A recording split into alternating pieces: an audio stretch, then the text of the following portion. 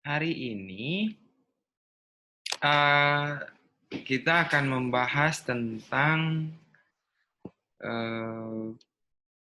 pemenuhan kebutuhan mobilitas. Jadi pemenuhan kebutuhan mobilitas ini nanti saya akan bagi jadi 2 session. Tapi hari ini kita akan bahas dulu dengan 1 session dulu. Nanti mungkin besok kita bahas tentang session selanjutnya, yaitu mengenai pemindahan. Kalau untuk pemindahan pasien, itu nanti saya bisa bikin videonya sendiri. Namun kalau untuk posisi bisa sudah saya siapkan videonya di YouTube, terus kemudian ditambah lagi dengan video pembelajaran untuk hari ini. Ya, oke, saya langsung ya.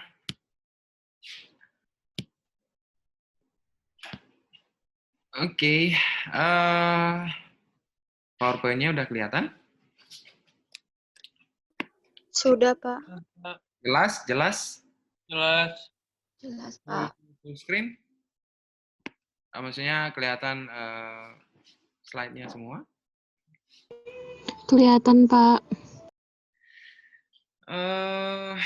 Untuk pemenuhan kebutuhan mobilitas yang kita spesifikkan pada bagaimana memposisikan pasien ya selama proses perawatan. Jadi kalau bicara soal bedah mulut ya otomatis memang si pasien itu dia harus dirawat di rumah sakit ya. Kalau bedah mulutnya itu bedah mayor dan membutuhkan apa namanya? Membutuhkan anestesi sentral, kemudian dia harus rawat inap. Nah, gini, Anda mungkin menganggap bahwa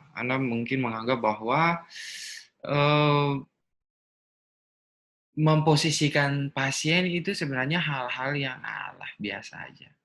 Tapi sebenarnya memposisikan pasien itu merupakan satu hal yang penting, sangat penting sekali. Sama seperti kita jadi perawat, kita sering menyepelekan, ini sudah pada praktek kan? Sudah pernah praktek di rumah sakit? Kita sering menyepelekan tentang mengukur vital sign. Jadi, bolak-balik si pasien itu biasa aja. Terus kemudian ukur vital sign itu, apalagi kalau seandainya dibilang menghitung nadi, paling males. Suruh hitung 1 menit, terus kadang-kadang dibagi jadi 15 detik, terus nanti dikali 4 sama perawatnya dibilang salah, kan akhirnya nunggunya itu sampai 1 menit sendiri. Udah kemeng-kemeng tangan itu kan. Terus mau ukur respirasi, kok saya tugasnya nunggu orang bernafas, perasaan nafas saya aja nggak pernah saya hitung kan. Akhirnya kita menganggap bahwa hal itu biasa-biasa aja. Namun ternyata vital sign itu merupakan hal yang sangat-sangat penting karena dia menentukan status kehidupan manusia. Kenapa? Di ICU mungkin Anda lihat, wow, kerja di ICU itu enak ya. Kelihatannya keren-keren, orangnya pintar-pintar. Padahal tugasnya apa? Hitung vital sign. Sepele kan? Tapi hitung vital sign-nya itu setiap 30 menit bisa. Setiap 1 jam bisa. Beda kita sama di ruangan. Kita di ruangan itu disuruh hitung vital sign itu tiap jam. Paling masuk cuma jam 7 sama jam 13. Sisanya manipulasi. Yang penting ya bisa garis merah untuk nadi, garis biru untuk pernafasan ya kayak gitu. Nah, kebutuhan mobilitas pun juga sama. Saya bilang untuk Anda begini. Anda tidak mobilekan si pasien, Anda tidak miring kiri, miring kanan, kemudian tidak tengkurapkan si pasien, pasiennya tuh bisa mati. Matinya gara-gara apa? 1, gara-gara aspirasi. 2, mati gara-gara peristaltik khususnya lama. bisa dehidrasi dan lain-lain. 3, ya kalau operasinya itu tidak pada tempatnya, contoh operasinya itu di bagian anus contohnya, wasir, atau ke operasi di bagian ekstremitas bawah, terus Anda nggak posisikan pasien, emang pasiennya bisa jalan. Apalagi pasien yang membutuhkan istirahat yang begitu panjang. Bukan mati loh ya, istirahat yang panjang. Tuh. Nah, jadi makanya kebutuhan mobilitas itu menjadi penting. Anda tidak miring kiri, miring kanan, pasiennya bisa dekubitus. Bolong-bolong lah belakangnya. Kalau udah bolong-bolong belakangnya, Anda rawat itu bisa sampai memakan waktu tahunan. Padahal penyebabnya sepele.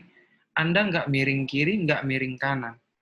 Biarkan aja begitu. Anda tidur saja dalam 12 jam saja, punggung Anda sakit kalau cuma dalam satu posisi. Terus kemudian bantal udah jadinya keras, kasur jadinya keras, ya kan? Baunya udah nggak karuan. Apalagi si pasien, ya kan? Itu Anda orang sehat, bisa mandi, bisa segala macam. Pasien udah nggak mampu apa-apa, nggak mandi, jadi apa dia nanti? Kalau Anda nggak bantu untuk miring kiri dan miring kanan.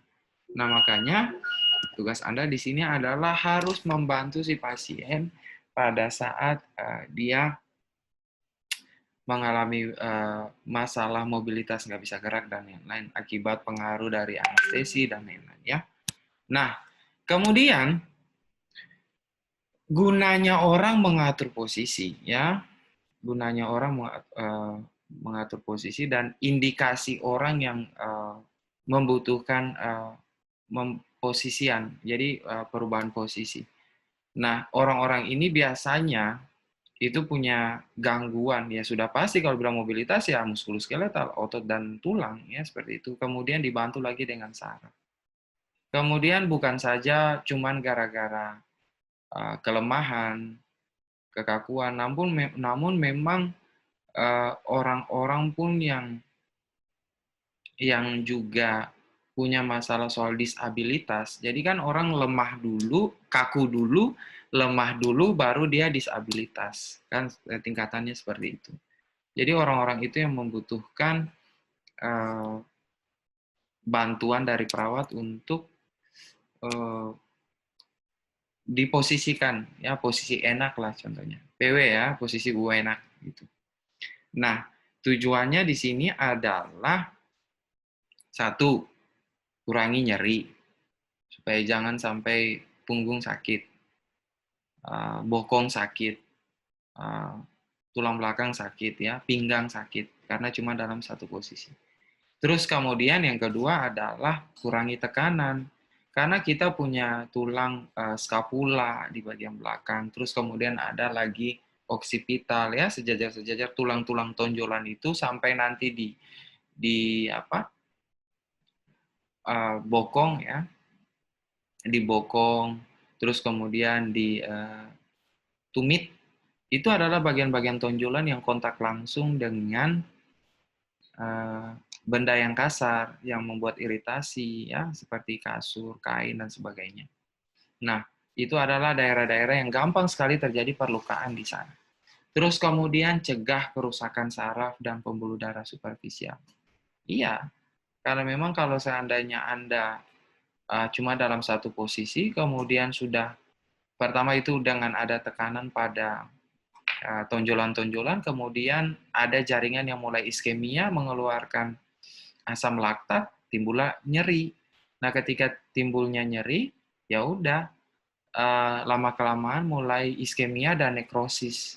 Makanya terjadilah kerusakan saraf dan pembuluh darah superficial atau bagian perifer ya. Kemudian cegah kontraktur. Kemudian pertahankan tonus otot, refleks, dan lain-lain. Ya. Nah, kemudian posisi. Nah, posisi-posisi enak nih. Posisi enak. Ada Sims. Ya. Sims, kemudian Sims bukan yang di film ya. Terus kemudian Fowler bukan pemain bola. Ya. Tapi ini nama-nama posisi yang sudah diajarkan zaman dahulu mungkin sudah dipatenkan kali ya. Mereka menemukan posisi-posisi ini, terus kemudian mempatenkan. Jadi makanya diberikan nama ya nama mereka. kemudian ada volar, semivolar, terendah lembar, supin atau supinasi, litotomi, genupektoral, dan dorsal recumbens. Mari kita bahas satu-satu. Nah, untuk sebelumnya itu yang Anda butuhkan itu ada beberapa hal, yaitu ada bantal, ya. Kemudian Anda butuh juga boleh bantal pasir, boleh. Kemudian harus ada sokongan. Nanti di video yang sudah saya upload di YouTube itu sudah ada kira-kira bahan-bahan apa yang Anda butuhkan sana sudah saya upload.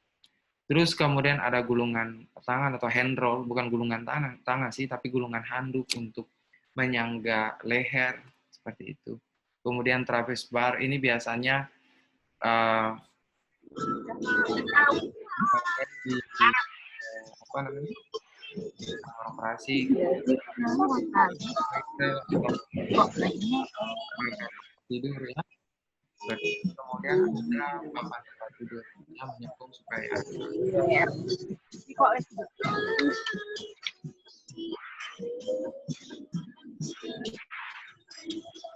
ada yang ganggu kan bocor yang bocor.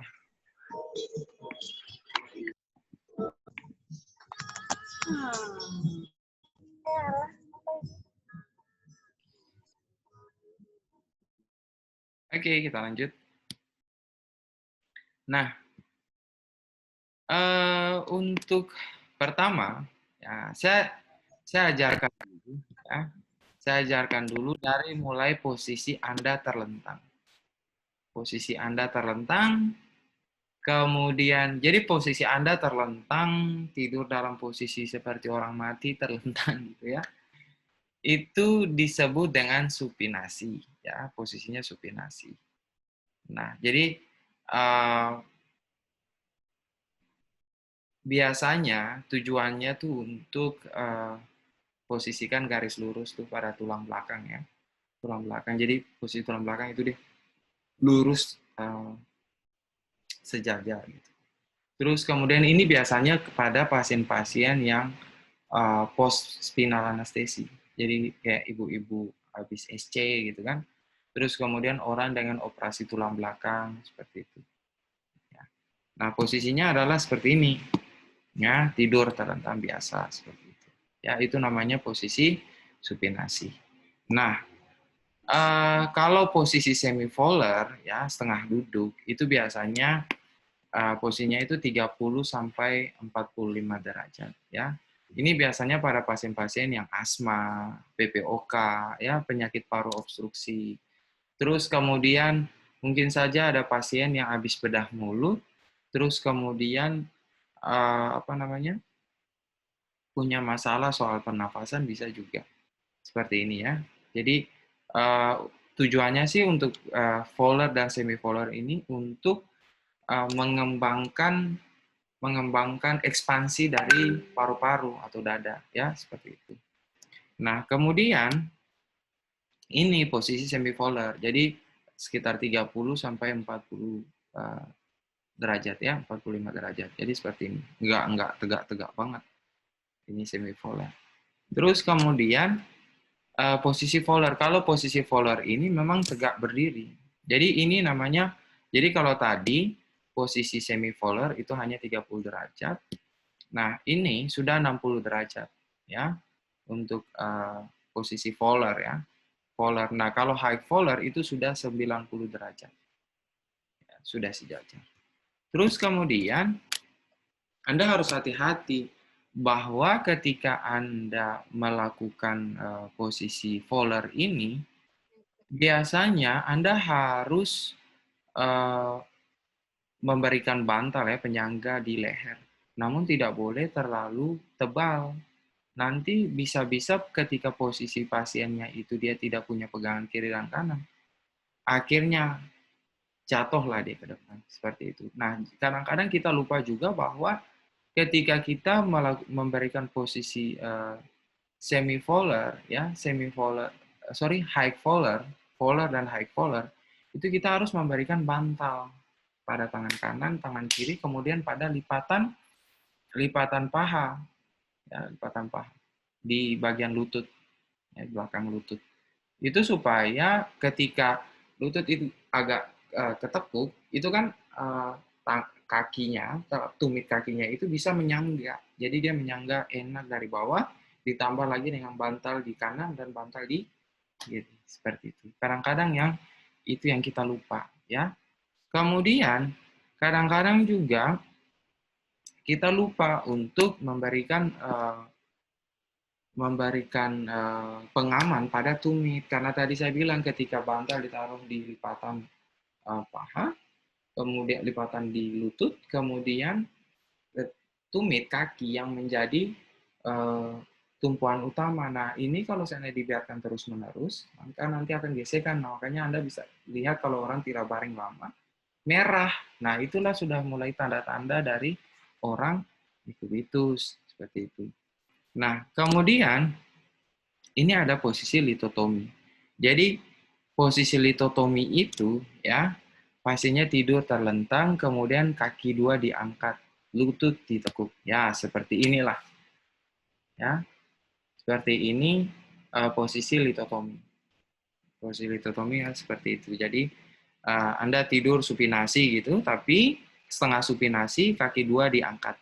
Ya, kaki dua diangkat, kemudian Anda agak membuka sedikit dan melipat kaki. Ya, itu namanya posisi litotomi. Nah, sedangkan dorsal rekumben, ya, dorsal rekumben itu hampir mirip. Jadi litotomi seperti ini setengah supinasi, dorsal rekumben ini posisinya dia tidur tapi kakinya ditekuk. Kalau litotomi, kakinya diangkat. Seperti itu ya. Kakinya diangkat. Nah, kemudian posisi dorsal rekumben ini ya biasanya kalau Anda mau pemeriksaan untuk vaginal touch ya, biasanya kalau yang perempuan-perempuan itu mau VT. Biasanya kalau ada masalah contoh kayak macam apa namanya tuh penyakit di rahim itu, ataukah mau bedakan mana ambeien, kemudian mana endometriosis, biasanya kan dilakukan VT. Nah, dilakukan VT itu biasanya posisinya itu adalah ini, ya, bisa dorsal rekumben. Ya, kalau untuk litotomi mungkin terlalu tinggi kali ya, mungkin terlalu tinggi. Saya tahu ketika yang laki-laki membayangkan posisi ini itu pasti mereka udah mikir jauh itu. Saya paham kok. Nah, jadi terus kemudian ini adalah posisi Trendelenburg ya. Jadi Trendelenburg itu kepala itu lebih rendah dibandingkan dengan kaki. Ini biasanya dilakukan pada pasien-pasien yang hipotensi. Jadi kalau Anda yang pasiennya hipotensi, biasanya dikasih kaki lebih tinggi. Atau Anda punya masalah soal jantung deh, kaget-kaget kok kaki saya bengkak ya. Kok kaki saya bengkak, itu biasanya dibilang gini, Pak, kalau kaki bengkak itu, kaki ditinggiin, Pak. Gitu. Kenapa? Supaya cairan itu kan sebenarnya dia mengikuti gravitasi itu, ada di bagian kaki. Jadi cairannya itu bisa balik ke jantung dan oleh peredaran darah. Nah, orang kenapa sampai kaki bisa bengkak? Orang kaki bisa bengkak itu karena jantung sudah tidak kuat memompa. Jantung memompa itu kan melawan gravitasi. Jadi air atau darah itu karena sudah tidak kuat dipompa untuk melawan gravitasi, dia tertampung di kaki. Nah, disuruhlah posisi Trendelenburg. Pak, tidur. Kakinya diangkat pakai bantal. Supaya apa? Secara otomatis, air itu dia akan mengalir menuju ke tempat yang paling rendah. Ya, dari Merapi turunnya ke pantai selatan itu, Parangtritis, seperti itu.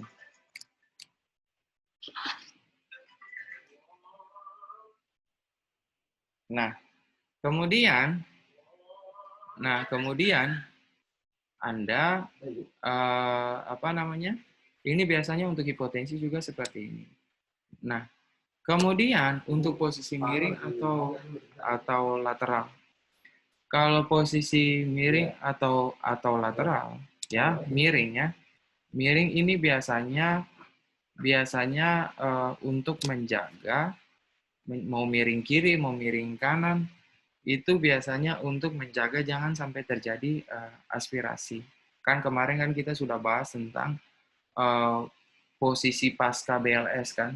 Nah, itu biasanya bisa miring ke kiri, miring ke kanan. Nah, Pak, posisi yang kemarin itu, yang posisi pasca BLS, ketika pasien sudah stabil, sebenarnya pasiennya itu dia hanya miring saja atau lateral saja, ataukah dia posisi SIMS, Pak? Nah, yuk, kan seperti ini. Ini posisinya posisi SIMS atau posisi lateral. Kalau saya pribadi, ini adalah posisi lateral, dia hanya miring saja. Kalau posisinya sampai dia SIMS seperti ini, ya full tidur, ya hampir pronasi, hampir tengkurap, ya posisi seperti ini hampir tengkurap, nanti takutnya itu nanti cairannya itu keluar, ya cairan lambungnya keluar. Jadi dia hanya posisinya miring, ya miring atau lateral seperti itu. Nah, kemudian Anda harus hati-hati bahwa kalau pada saat Anda memberikan posisi yang miring seperti ini, kalau tidak ada sokongan, sokongan itu harusnya ada di kepala, kemudian ada di selangkangan, dan ada yang menyangga di belakang punggung. Jangan sampai Anda asal miring saja, terus kemudian Anda nggak menyokong. Kan posisi Anda membuat posisi miring itu, Anda harus tarik si pasiennya itu ke arah berlawanan di belakang, ya, di arah menjauhi area, jadi diperluas area bagian depan. Nah, Anda harus tarik. Nanti di video yang saya sudah kirim ada. Nah, jadi Anda harus menyokong. Jangan sampai Anda nggak nyokong, pasiennya tiba di lantai. Ya, pasiennya udah nggak sudah sakit, terus tiba di lantai gitu kan. Bukan tiba di rumah, tapi tiba di lantai. Karena apa? Jatuh, nggak ada sokongan di belakang. Kan begitu, kan nggak lucu. Nah, terus kemudian Anda harus posisikan pasiennya, contoh untuk yang, saya balik langsung ke SIMS ya. Jadi ketika Anda miring itu hampir sama dengan SIMS.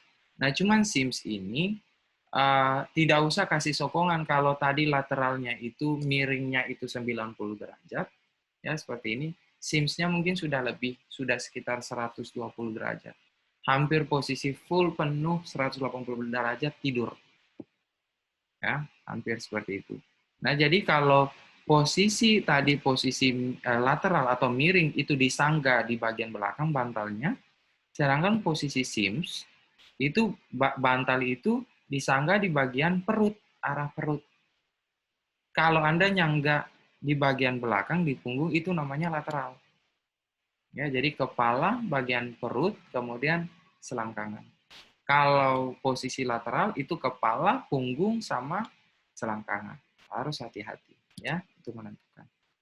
Nah, kemudian ini pronasi ya. Jadi tadi lateral miring, kemudian SIMS-nya sudah agak mulai tidur, nah pronasi full tidur. Ya, pronasi. Seperti ini. Jangan lupa ya. Jangan lupa berikan bantal di bagian kepala, bagian perut, sama di bagian tibia dan fibula. Seperti itu. Ya. Jangan lupa. Nah, ini supaya tulang belakang itu juga bisa datar juga seperti itu, supaya jangan kita kurangi tekanan juga ya. Kita kurangi tekanan supaya jangan terlalu lama kesakitan seperti itu. Nah, terus kemudian ini tugasnya juga jangan sampai terjadi lordosis. Anda tahu lordosis kan? Lordosis. Jadi tulang belakangnya itu udah hampir mirip kayak huruf apa ya? Kayak gini. Huruf C. Huruf C gitu ya. Udah hampir mirip. Terus kalau skoliosis itu kan udah kayak huruf S. Seperti itu. Nah, jadi makanya kalau Anda mau tidur, ya bisa Jadi kan sebenarnya kalau saya mau bilang bahwa posisi Anda ini sebenarnya bisa dibilang kayak macam lingkaran gitu ya. Anda mau posisi seperti apa? Pertama saya gini aja dulu ya. Saya spinasi aja dulu. Kemudian saya mau kepalanya, posisi kepalanya yang mau ditinggiin atau badan saya yang bagian tengah yang mau dimiringin. Itu aja dulu. Itu masing-masing ada namanya tuh, ya. Nah, jadi nanti saya jelaskan di bagian belakang biar gampang diingat. Nah, ada namanya satu lagi posisi genopectoralis. Nah, kalau posisi genopectoralis nih, nah ini seperti ini. Ya, genopectoralis. Jadi kalau tadi posisi uh, pronasi, pronasi itu full tengkurap, genopectoralis itu, ini kalau orang Jawa bilangnya apa ya? Ngangkang ya? Nungging. Nungging ya. Paham dia. Nungging ya. Kalau yang ngangkang itu yang mana tadi tuh? Siapa tadi yang jawab tuh? Litotomi ngangkang. Oh, Litotomi apa? Didit, Pak Didit. Dodit ya. Paham dia. Aduh, ya ini nungging ya. Nungging, Bu, nungging. Ini biasanya tuh kalau kalau mau apa ya? Ini kalau kita mau huknah ya, biasanya kita kayak gini.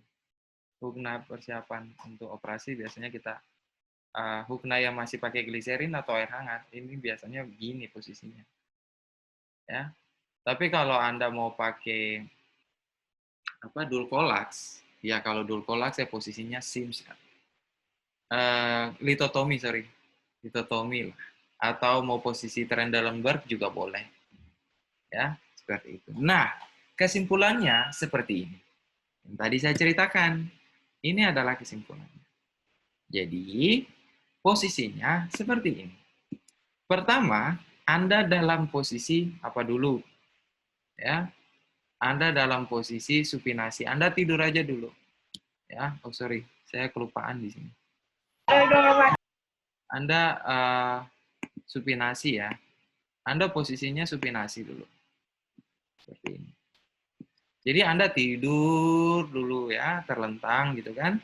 Supinasi, kemudian saya mau nih, kepala saya agak naik. Ya sudah, naik. Naik sedikit namanya semi.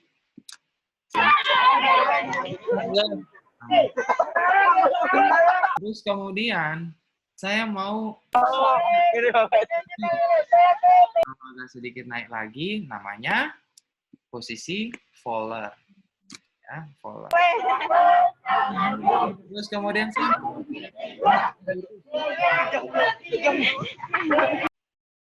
saya mau 90 derajat. Kalau 90 derajat namanya high Fowler. Ya, oke. Bagian kepala udah jelas ya. Bagian kepala. Jadi saya dari posisi supinasi, saya naiknya sedikit namanya semi Fowler. Itu 30 derajat, saya naik sekitar 60 derajat namanya Fowler, dan kemudian saya naik full tegak, itu namanya high Fowler. Seperti itu. Oke. Sekarang, posisinya, Pak, punggung saya udah capek. Gimana kalau seandainya saya naik bagian ekstremitas bagian bawah? Oke, bisa deh. Sekarang, saya naikkan. Ini namanya posisi litotomi. Ya, posisi litotomi. Terus kemudian sudah litotomi nih Pak, sudah litotomi. Kemudian saya mau tinggikan bagian kaki ini. Mau dalam posisi terbuka seperti ini, atau kamu posisi tegak lurus seperti ini, boleh. Saya mau tinggikan bagian kaki Pak. Namanya Trendelenburg. Ya, Trendelenburg. Apa? Saya udah capek kaki naik terus di atas. Saya turunin aja, tapi saya tetap kakinya terbuka seperti ini. Ya, namanya dorsal recumben. Ya, jadi kalau kepala naik, namanya volar. Kelompok kepala ini namanya volar. Ya, kelompok kepala namanya volar. Seperti itu ya. Kalau yang namanya agak-agak bule, agak-agak Jerman itu Nah, itu yang bagian ekstremitas pinggang ke bawah tuh, ekstremitas bawah itu namanya agak-agak Jerman tuh. Dari mulai litotomi, kemudian nanti Trendelenburg, kalau kaki agak naik ke atas, kemudian kaki diturunin namun masih tetap terbuka, ya, itu namanya dorsal recumbens, ya. Nah, sekarang posisinya adalah Pak bagian tengah. Sekarang bagian tengah ya, bagian tengah. Jadi kalau kepala namanya volar, terus bagian kaki namanya dari litotomi, Trendelenburg, dan dorsal recumbens. Sekarang bagian badan nih. Kalau bagian badan, berarti kita bicaranya dari mulai. Ya. Ini namanya apa? Dit, ini namanya apa, Dit? Yang ini nih. Lateral. Nah, miring ya. Miring, kemudian itu lateral, kemudian saya miring full, miring samping, namanya apa tadi? Lateral temannya apa, Dek? Pindahnya ke sim. Pindahnya ke sim. Terus fullnya kemana nih? Genopectoralis. Nah, genopectoral. Habis dari genopectoral, terakhir namanya? Nggak tahu, Pak. Orang itu lateral, lateral kemudian posisinya adalah sims, ya kan? Hampir tidur. Kemudian sims turunannya adalah pronasi, ya kan? Pronasi, terus terakhir nungging. Ini dia paling ingat nih soal genopectoral nih, paling hafal dia genopectoral. hafal saja untuk genopectoral sama posisi dorsal recumbens, Dek. Oke, ada yang mau ditanyakan? Silakan. Open session tanya jawab, Q and answer.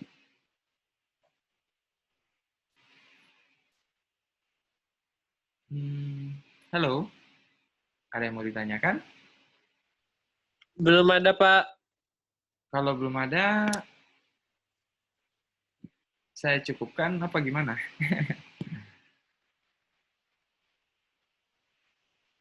Halo, silakan kalau ada yang mau ditanyakan.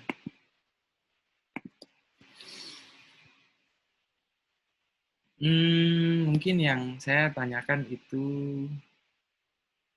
yang bagi siapa ya? Zara, hadir? Ya, lagi jalan-jalan kayaknya nih. Desi lagi jalan-jalan kayaknya. Ya enak ya kalau WFH, kuliah dari rumah itu bisa sambil jalan-jalan kan. Yang kasihan itu kalau kuliahnya dari rumah tuh kerjanya cuma tidur-tidur aja. Oke, ada yang mau ditanyakan? Nggak ada? Kalau tidak ada, saya kirimkan video tentang perubahan posisi. Bentar ya.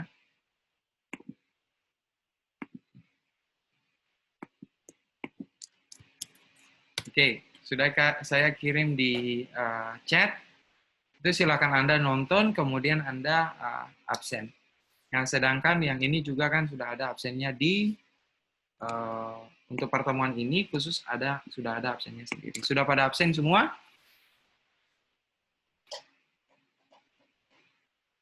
Sudah pada absen? Sudah, Pak. Ada yang mau tanya? Atau kemarin nonton videonya, mungkin ada yang mau ditanyakan, mungkin bingung atau gimana? Video tentang BLS.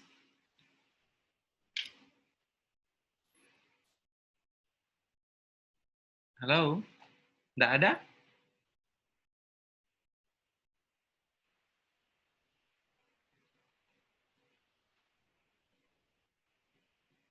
Oke, kalau tidak ada, saya cukupkan sampai di sini.